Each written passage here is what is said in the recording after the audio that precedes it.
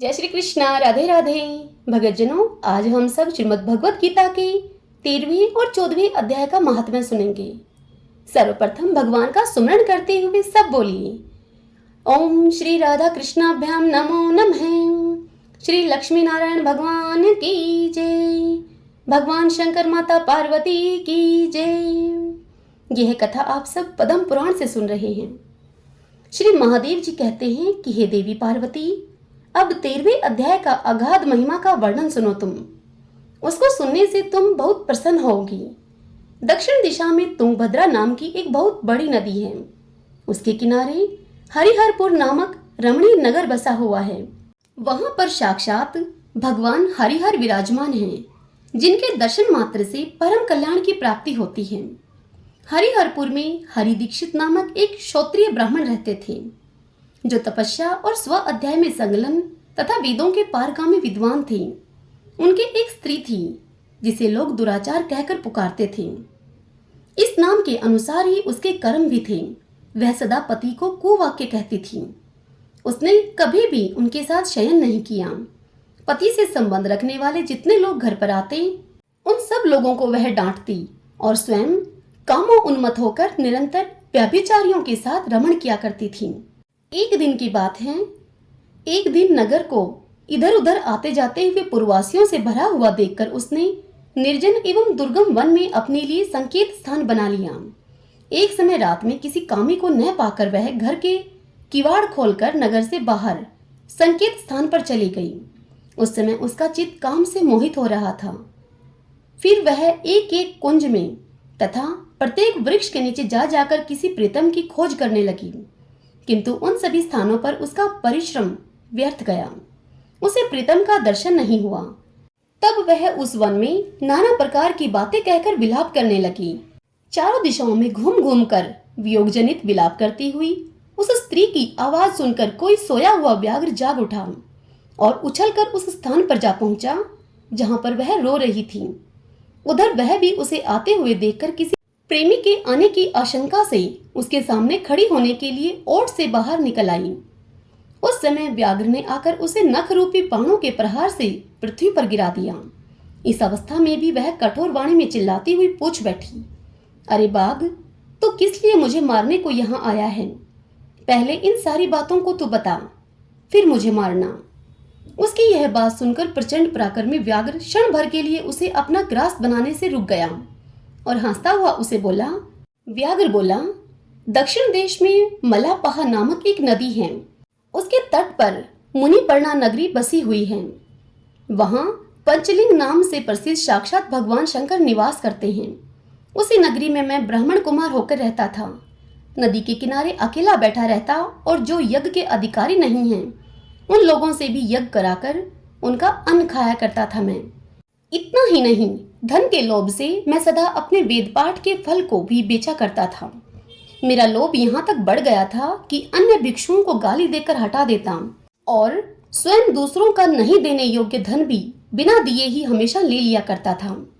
ऋण लेने के बहाने मैं सब लोगों को छला किया करता था। तदंतर कुछ काल व्यतीत होने पर मैं बूढ़ा हो गया। मेरे बाल सफेद हो गए, आंखों से सूझता न था और मुंह के सारे दांत गिर गए। इतने पर भी मेरी दान लेने की जो आदत थी वह छूटी नहीं। पर्व आने पर प्रतिग्रह के लोभ से मैं हाथ में कुश लिए तीर्थ के समीप चला जाया करता था। तत्पश्चात जब मेरे सारे अंग स्थिर हो गए, तब एक बार मैं कुछ धूर्त ब्राह्मणों के घर पर मांगने खाने के लिए गया। उसी समय मेरे पैरों में कुत्ते ने काट लिया। तब मैं मूर्छित होकर क्षण भर में पृथ्वी पर गिर पड़ा। तब मेरे प्राण निकल गए और उसके बाद मैं इसी व्याघ्र योनि में उत्पन्न हुआ हूँ। तब से इस दुर्गम वन में मैं रहता हूँ तथा अपने पूर्व पापों को याद करके कभी धर्मिष्ठ, महात्मा, यति, साधु पुरुष तथा सती स्त्रियों को मैं नहीं खाता। पापी, दुराचारी तथा कुल्टा स्त्रियों को भी मैं अपना भक्ष्य बनाता हूँ। अतः कुल्टा होने के कारण तू अवश्य ही मेरा ग्रास बनेगी। अब इस प्रकार कहकर वह अपने कठोर नखों से उसके शरीर के टुकड़े टुकड़े करके खा गया। इसके बाद यमराज के दूत उस पापिनी को संयमनीपुरी में लेकर गए। वहां यमराज की आज्ञा से उन्होंने अनेकों बार उसे विष्ठा, मूत्र और रक्त से भरे हुए भयानक कुंडों में गिराया। करोड़ों कल्पों तक उसमें रखने के बाद उसे वहां से ले आकर 100 मनवंतरों तक रौरव नरक में रखा। फिर चारों ओर मुख करके दीन भाव से रोती हुई उस पापिनी को वहां से खींचकर दहनानन नामक नरक में गिराया गया। उस समय उसके केश खुले हुए थे और शरीर भयानक दिखाई देता था। इस प्रकार घोर नरक यातना भोग चुकने पर भी वह महापापिनी इस लोक में आकर चांडाल योनि में उत्पन्न हुई।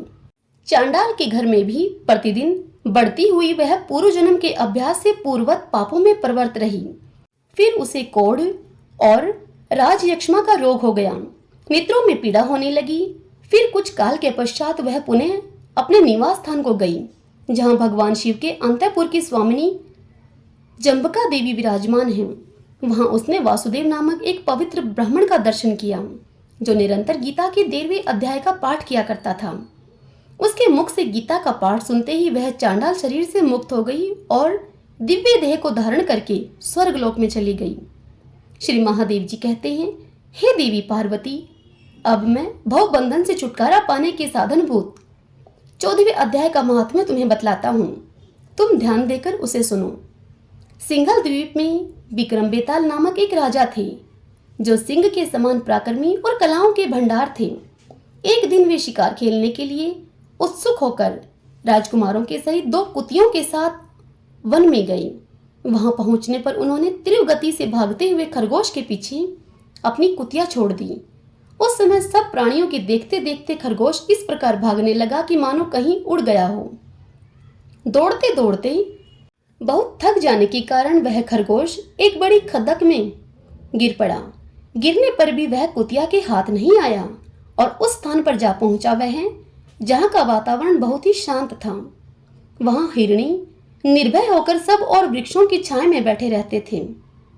बंदर भी अपने आप टूटकर गिरे हुए नारियलों के फलों को और पके हुए आमों से पूर्ण तृप्त रहते थे। वहां सिंह हाथी के बच्चों के साथ खेलते और सांप निडर होकर मोर की पांखों में घुस जाते थे।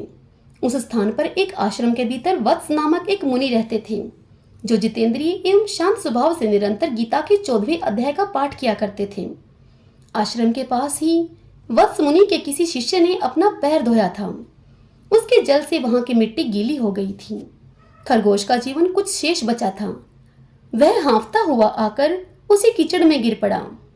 उसके स्पर्श मात्र से ही खरगोश संसार सागर के पार हो गया और दिव्य विमान में बैठकर स्वर्गलोक को चला गया। फिर वह कुतिया भी खरगोश का पीछा करते हुए वहां पर आई। वहां उसके शरीर में कुछ कीचड़ के छींटे लग गए। फिर भूख प्यास की पीड़ा से रहित होकर कुतिया का रूप त्याग कर उसने दिव्यांगना का रमणीय रूप धारण कर लिया तथा गंधर्वों से सुशोभित दिव्य विमान पर आरूढ़ होकर वह भी स्वर्गलोक को चली गई। यह देखकर मुनि के मेधावी शिष्य स्वकंधर हंसने लगे। उन दोनों के पूर्व जन्म के वैर का कारण सोचकर उन्हें बड़ा विस्मय हुआ था। उस समय राजा के नेत्र भी आश्चर्य से चकित हो उठे। उन्होंने बड़ी भक्ति के साथ प्रणाम करके उनसे पूछा, हे विप्रवर, ये नीच योनि में पड़े हुए दोनों प्राणी कुतिया और खरगोश ज्ञानहीन होते हुए भी जो स्वर्ग में चले गए, इसका क्या कारण है? इसकी आप मुझे कथा सुनाइए। तब उस शिष्य ने कहा कि हे भूपाल, इस वन में वत्स नामक ब्राह्मण रहते हैं। वे बड़े जितेंद्रिय महात्मा हैं। गीता के 14वें अध्याय का सदा जप किया करते हैं। मैं उन्हीं का शिष्य हूँ। मैंने भी ब्रह्मा विद्या में विशेषज्ञता प्राप्त की है। गुरुजी की ही भांति मैं भी 14वें अध्याय का प्रतिदिन जप करता हूँ। मेरे पैर धोने के जल में लौटने के कारण यह खरगोश कुतिया के साथ ही स्वर्गलोक को प्राप्त हुआ है। अब मैं आपसे अपने हंसने का कारण बताता हूँ। महाराष्ट्र में प्रत्युदक नामक एक महान नगर है। वहां केशव नाम का एक ब्राह्मण रहता था, जो कपटी मनुष्यों में अग्रगण्य था। उसकी स्त्री का नाम विलोभना था। वह स्वच्छंद विहार करने वाली स्त्री थी। इससे क्रोध में आकर जन्म भर के वैर को याद करके ब्राह्मण ने अपनी स्त्री का वध कर डाला और उसी पाप से उसको खरगोश की योनि में जन्म लेना पड़ा। ब्राह्मणी भी अपने पाप के कारण कुतिया हुई। श्री महादेव जी कहते हैं, हे देवी, यह सारी कथा सुनकर श्रद्धालु राजा ने गीता के 14वें अध्याय का पाठ आरंभ कर दिया। इससे उन्हें परम गति की प्राप्ति हुई। हरि ओम तत्सत। ओम श्री राधा कृष्णाभ्याम नमो नमः। श्री लक्ष्मी नारायण भगवान की जय। भगवान शंकर माता पार्वती की जय। भगतजनों, यदि यह श्रीमद् भगवत गीता के महात्म्य की कथाएं आपको पसंद आ रही हैं तो वीडियो को प्लीज़ आप लाइक किया करें और कमेंट बॉक्स में जय श्री कृष्णा राधे राधे लिखिए। जय श्री कृष्णा राधे राधे।